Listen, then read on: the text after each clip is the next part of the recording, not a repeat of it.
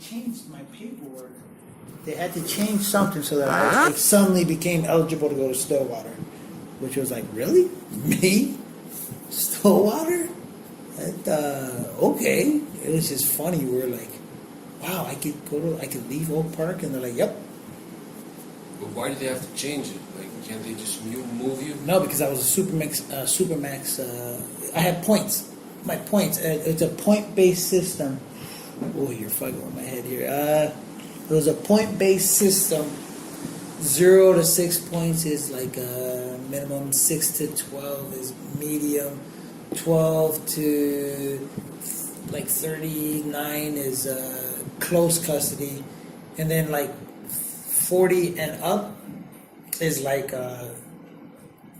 maximum max. And I had like 99 every year. Mine was just always 99. Whatever the max is, I think it was 99. Whatever the max is, I was the max always. And every year it never went down. It just stayed there. And that was it. That's the way it was. And then when this happened, I was like, well, fuck, I got 99 points. Somebody had said that they're gonna transfer you. I was like, yeah, they're gonna knock. I think you have to do like certain things and take certain treatment and do certain things, and then they bring you down like 6 points every year, some shit like that. And I remember thinking, me at a close custody, I got like fucking 99 points. I would have to drop to 49, or I think it was 49 or 39 something. I was like, it's just impossible. It's not possible. But then overnight, the caseworker came and said, hey, we're dropping your points and you're going to be close custody. And we're going to move you. And I was like, whoa. No, and then inwardly I smiled. I was like, fuck. Yes, I can move.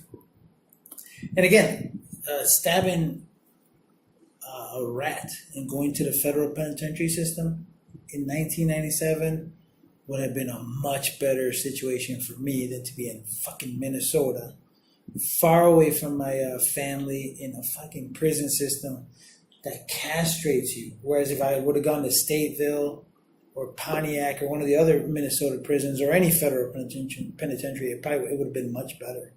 More privileges. You could smoke cigarettes. You could make money. You could hustle. You could sell drugs. You could move shit. So it would have been a good move on my part, as opposed to staying in this fucking hygienic hospital that was the Minnesota prison system, that by 1997 was just like fucking suffocating me. 93, 94, 95, 96, it was just like, fuck. It's just so fucking boring. But how? So wait, so when your point system went down, then you became eligible for what, commuted sentence? No. When I got attacked. Right. No, the caseworker or whoever was responsible for my case immediately dropped my points.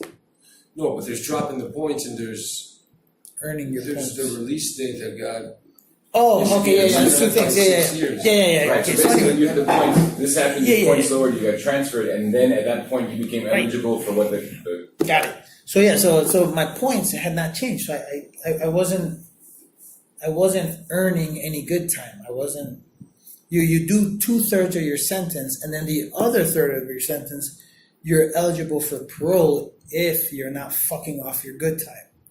Now, every time you catch me with a rewired hot pot, like the hot pots are meant to get up to, let's say, 95 degrees or 98 degrees. No, a little bit more, 105 degrees. But I would open them, rewire them, and then they'd boil. So then you could boil. I would boil whatever, coffee or whatever. I would boil water. And every once in a while, the fucking cops would do a routine search. And like, fuck. And they'd get my ass. They'd go, you found a rewired hot pot. I would lose 2 weeks of good time. They're like, that's going to cost you 2 weeks of good time or whatever. And I would be like, yeah, fine, whatever. And then I'd go grab another one. So you were losing time, or this 1/3 that where you're eligible for parole keeps shrinking. And it got to the point where I just you negotiate every time you get into trouble. You're just like, fine, whatever. Take 5 days, take 3 days. Who cares? I don't know. Take whatever the fuck you want to take. Then you start losing. You just lose your good time. So somewhere when this happened, when this attack happened, they shifted my points, and all of a sudden I was close custody, and then all of a sudden I got all my good time. I was like, huh? I got 8.5 years good time. I was like, shit. That means I'm eligible for parole. Would have been what? 2019 minus, it would have been 2011, right around it was the time I got out. So I would have been eligible for parole. Eligible for parole. Well, I'll get that. Eligible for parole means I gotta suck a lot of fucking ass. I would have had to join a Christian group, the Christian program, IFI, Interchange Faith Initiative, something like that. And they would have done a debriefing where I would have to give up information about gangs and anything that had to do with within the prison, outside the prison. I mean, they basically turn you into a fucking rat bitch. And there's no fucking way I would have done that. No fucking way. So a lot of guys come to that point and they're like, shit, I'm eligible for parole. And then we all look at each other like, oh boy, is this motherfucker gonna start? Is he gonna be a fucking bitch or what? And then that's it. They wouldn't.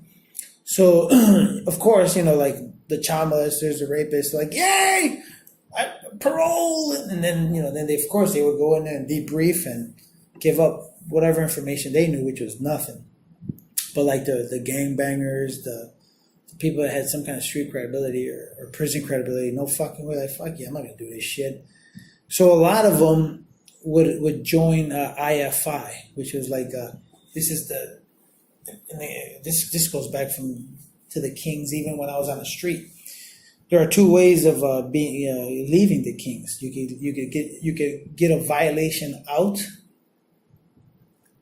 and the violation out could be like a bullet, you get shot in the leg, or they beat your fucking ass for 5 minutes, or you could you could get your V out, or you could get you church out, or you get out by dedicating yourself to God, to your faith. So you become a Christian. So a lot of kings had like a change of heart. You're like, I can't do this anymore, man. I'm gonna dedicate my life to the church, man, and I'm just gonna go that road. And then they would be warned, okay, cool. You're turning your life over to the church. You're gonna be a family man. You got it. The very first fucking time any one of us sees you at a party, at a club, slanging dope, doing anything other than than what is godly, your violation gets handed out immediately, and we bust your fucking head in front of your fucking family, in front of your fucking kids, in front of that fucking church. You're gonna get fucking dealt with immediately on the spot. Do you understand that? And very, very, very few of them were like, yeah, that's what I want, because that's the worst thing. That's the worst that could happen. I'll accept my violation out here in the privacy of this house. Nobody, hey, I'll take you will survive a 5-minute fucking beating. That's not a big deal. But if I choose the God route and I'm actually lying, that means right in front of wherever, where I could be anywhere. I could be at the Wrigley Field, drinking fucking beer, laughing with some guys, and just being silly, and some kings could be there going, isn't that the king that got out the Christian king? Ain't that the one that got out because he's searching God? And then the king would be like, yep, cool. And then they would make a phone call, and they would let him know, hey, we got this king over here, the one that got out. as a Christian. He's over here fucked up at the Cubs game. Motherfucker's lying. Handle that. So you and I would just walk, be like, hey, what's up, Zach? Having a good time? Oh, hey, what's up, brothers? Oh, no. That's whose beer is that? That's your beer, right? Come on, guys. I'm just having a beer. Yeah, is that what Christians do? Christians drink beer? Wow, but fucking beat your fucking head in right there. And if these friends of yours try to get in, you get fucked up too. And then we'd come at you, and we immediately, if your friends try again, they'd tell these motherfuckers back the fuck up, or fucking killing your ass. And then he would have to be like, hey, back up, let this happen. Because if they didn't let that happen, that's grounds for us to fucking shoot this motherfucker and them too. And they don't even know what they're getting into. But so that's the danger. That's the one thing you would never do, is to play the God card. You don't fuck with that. That's one of the things, the kings, they don't fuck around with religion. They respect it on such a level that they'll let you walk away. We're not going to touch you. We're not going to hit you. Just go away. We respect you and your religious belief by all means. If you're sincere. If you're not, you're going to get it even worse. So anyway, or how do we get to that? I don't know, but it's interesting. Yeah. It's just bizarre. But anyway, what were we talking? We were talking about. What? I'm trying to figure out how we got there. Hold on, let's rewind it a little bit. Can we rewind? How did we get to that?